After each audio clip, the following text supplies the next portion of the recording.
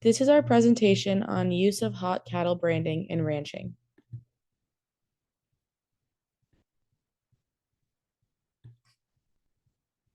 The popular press article we sourced mentioned multiple positive outcomes of using hot branding as a form of identification on ranches.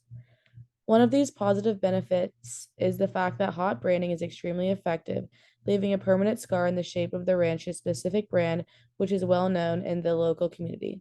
In an interview for NBC News ranchers mentioned how they take pride in their brand, stating that often it has been in their family for generations and has never failed in accurately identifying one of their cattle.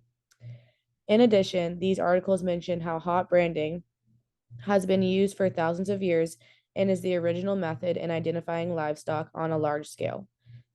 The majority of negative insight from the popular press stance on the hot branding of cattle come from the people outside of the ranching community.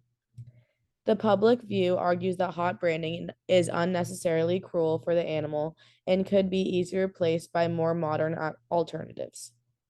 These alternatives consist mainly of ear tags or freeze brandings. Ear tags are much less invasive than hot branding and allow for the rancher to electronically track their cattle. However, our sources did mention that ear tags can be dislodged from the cattle's ear as well as not be 100% as effective when electronically tracking. This leaves the possibility of an ear tag going offline or falling out of a member of the herd and a member of the herd being lost.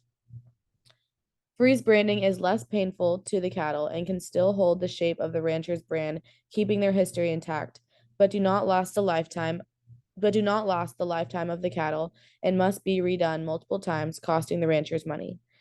They are also harder to see as hair grows over the brand, and while it is discolored, usually white, it can be difficult to see. So while public opinion is largely against hot branding, the ranchers interviewed for our public press articles still favor hot branding and will not switch until an equally cheap and effective method is discovered.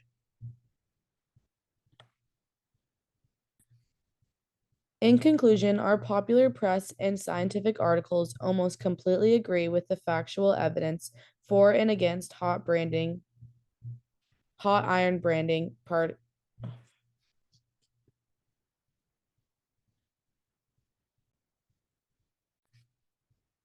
In conclusion, our popular press and scientific articles almost completely agree with the factual evidence for and against hot iron branding practices and ranching.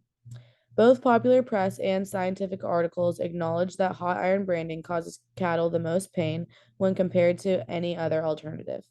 They also agree on the fact that hot iron branding is the most effective and cost efficient method of cattle identification. The only way the popular press and scientific articles slightly disagree is in the fact that the popular press focuses more on the fact that the public views hot iron branding as cruel, and that is the reason it should no longer be used. Whereas the scientific articles do not take a stance on whether or not practice should be stopped. They simply state the negative connotations that come with hot iron branding, while also acknowledge the fact that it is still the most effective method, which should be expected from a scientific source. As for our group's stance, we acknowledge that the fact that hot iron branding is certainly not perfect method, and there is no denying the pain caused to the cattle during the process and in the weeks following. But we also agree with the rancher's argument that until something is equally as effective comes along, ranchers should not have to change their methods.